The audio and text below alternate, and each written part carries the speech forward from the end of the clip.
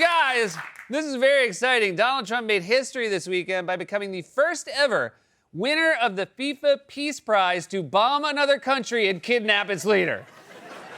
It's the most stunning turn of events since Hannibal Lecter's high school classmates voted him least likely to eat your liver. For more on this, it's time for a closer look. As you may know, the Trump administration has been threatening Venezuela and its president, Nicolas Maduro, for months. In fact, before he dropped the real bombs on Venezuela, Trump dropped an F-bomb. Maduro offered everything in his country, all the natural resources. He even recorded a message to you in English recently, offering mediation. What should we do in order to stop that? He has offered everything. He's offered everything. You're right. You know why? Because he doesn't want to around with the United States. Are you at the White House or a strip club in New Jersey? Who else was at this cabinet meeting? Christopher and Silvio? Hey, T, relax.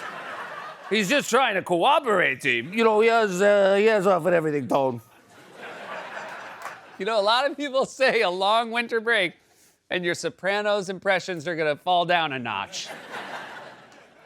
Not for this guy. So Trump played tough guy with Maduro, while Maduro responded with a slightly different strategy.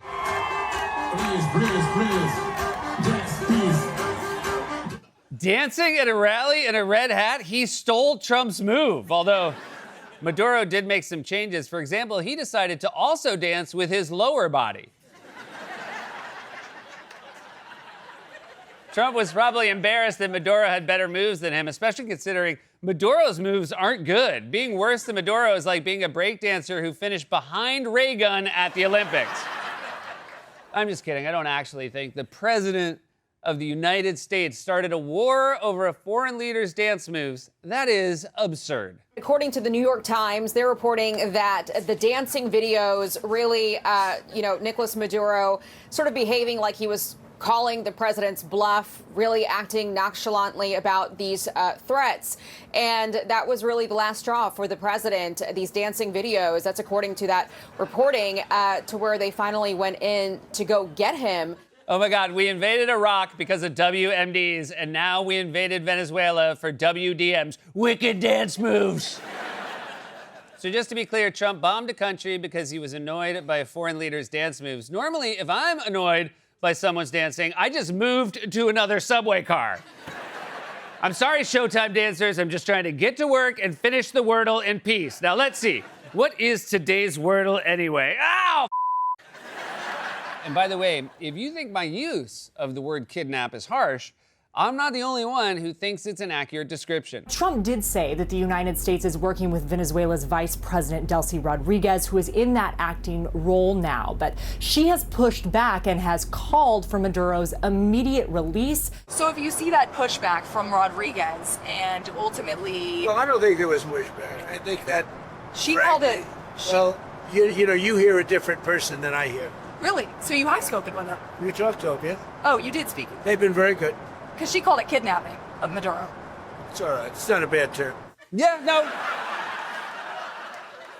Yeah, it is. I mean, it might be an accurate term, but it's still a bad term. As a rule, if something is literally the name of a crime, it's a bad term. You never hear anyone use the term kidnapping positively. If you ever ask a couple how they met, you're not psyched if the answer is, let's just say someone did some kidnapping.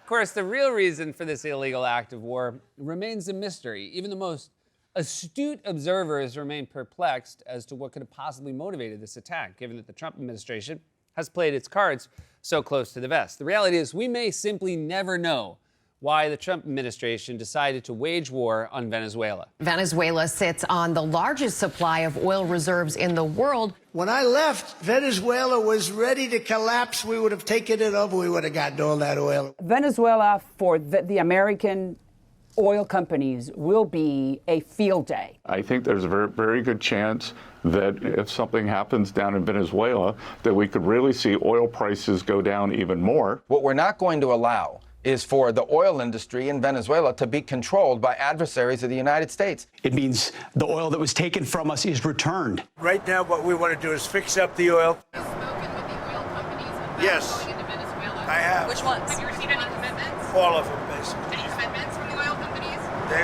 in so badly. We're going to have the big oil companies go in. We're going to have presence in Venezuela as it pertains to oil. We'll be selling large amounts of oil to other countries. The oil companies are going to go in. They're going to spend money. We're going to take back the oil. We're in the oil business. Damn it, I just wish there were clues.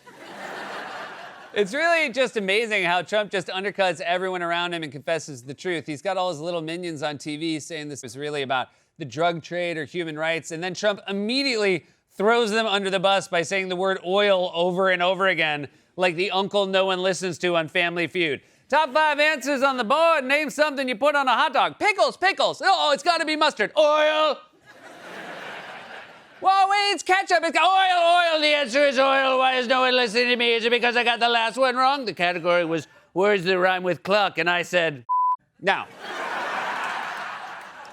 This is usually the point in a closer look where I would set up a long video montage of Trump contradicting himself by insisting during his various campaigns that he was against foreign wars and regime change. But I made a New Year's resolution. And that resolution was to never change, baby. Roll the hypocrisy package. We're going to stop the reckless and costly policy of regime change overseas. We will abandon the policy of reckless regime change favored by my opponent. Our policy of never-ending war, regime change, and nation building is being replaced by the clear-eyed pursuit of American interests. We believe that the job of the United States military is not to wage endless regime change wars around the globe. We're going to end these endless wars. Our current strategy of nation building and regime change is a proven absolute failure. I still can't actually believe anyone thought Trump was telling the truth about being anti-war. You really thought Donald Trump, the most thin-skinned, impulsive man on the planet, would suddenly discover the concept of restraint when she gained control of the world's most powerful military. Giving Donald Trump control of the U.S. military is like giving the cast of Real Housewives an open bar and a one free slap coupon. There's gonna be a lot of fighting, a lot of crying, and a lot of really bad dancing. And if you did fall for Trump's BS about ending regime change wars and nation building, I'm sorry to say, I got some bad news for you. Don't ask me who's in charge because I'll give you an answer and it'll be very controversial. What does that mean? That means we're in charge. We are going to run the country. What's the group you mentioned that would run Venezuela? Well, it's largely going to be, for a period of time, the people that are standing right behind me. We're going to be running it. First of all, I'm almost certain Trump has no idea who's standing behind him. He was probably caught off guard by that question. And after he said the people behind me, he was thinking, please be a Venezuelan expert, please be a Venezuelan. Oh, it's Marco Rubio.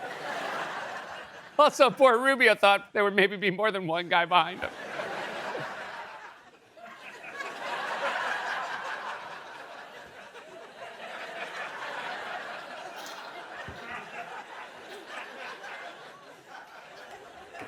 Trump always seems to be in the dark about who's around him at any given moment. He's always asking where people are. In fact, I'd like to ask Caroline. Where's Caroline?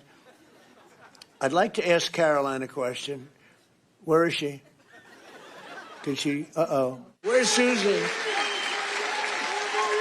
Susie, come on, Susie. Bryson DeChambeau is up here someplace.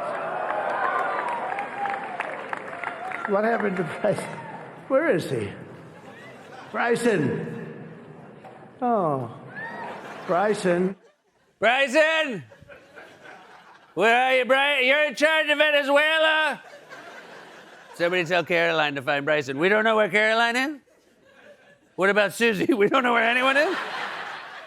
Marco, you in charge? And not only has Trump betrayed his supposed American first principles, he's also surrounded himself with the same old neocons from the Iraq War days. This is a good thing. This is not interventionism. This is making America safer. This is a good thing, not a bad thing. This is a good thing, not a bad thing. It's just like that time I told my Meemaw when that big city salesman came around selling musical instruments. He's not a con man, Meemaw. He's starting a band. I'm gonna learn to play the cornet and become a big star. You're stuck serving sarsaparilla to one-eyed horse thieves at the town saloon, you old crone. Did Lindsay not hear how loud Trump was talking? Why did he show up just shouting? So Lindsey Graham is very insistent that this example of regime change is a good thing. And I'm sure he's never been wrong about that before. I am glad Saddam Hussein's out of power. I'm glad he's dead. Even though there were no WMD, even though there were no links between Saddam and Al-Qaeda or 9/11, you still think it was a good idea to go to war? Absolutely. I am glad that the Saddam Hussein regime is over. You were right, Meemaw. They put me in a montage. Also, side note, how is it possible that 17 years ago, Lindsey Graham looked like a little boy, and now he looks like a little boy played by an old man in a school play? Is that actually gray hair, or is that a wig from a baby senator costume? No one wants this. Polls have consistently shown that most Americans oppose any military intervention in Venezuela, let alone regime change and nation building. And yet, the Trump team isn't stopping there. They're threatening to go after a long list of other countries next. After the U.S. operation in Venezuela, the wife of Trump official Stephen Miller posted to social media an image of Greenland with an American flag overlaid and the word soon. By the way, you have to do something with Mexico. Mexico has to get their act together. The Cuban government is a huge problem. I think they're in a lot of trouble, yes. Colombia is very sick, too, run by a sick man who likes making cocaine and selling it to the United States. And he's not going to be doing it very long, let me tell you. So there will be an operation by the U.S. and... It sounds good to me. What do you mean it sounds good to you? You're the president. You're talking about bombing another country like a stoner whose roommate just asked if they should order extra pancakes with their mushu pork. Because, like, maybe we could even roll joints in that. Yeah, it sounds good to me. Trump told Americans regime change and nation building was over. Now he's claiming America will run a country of 28 million people that's roughly 2,000 miles away. In one breath, he says he wants to stop the flow of drugs. In another, he pardons a convicted drug trafficker. There's no consistency. It's almost like his main goal is to around with the United States. This has been A Closer Look.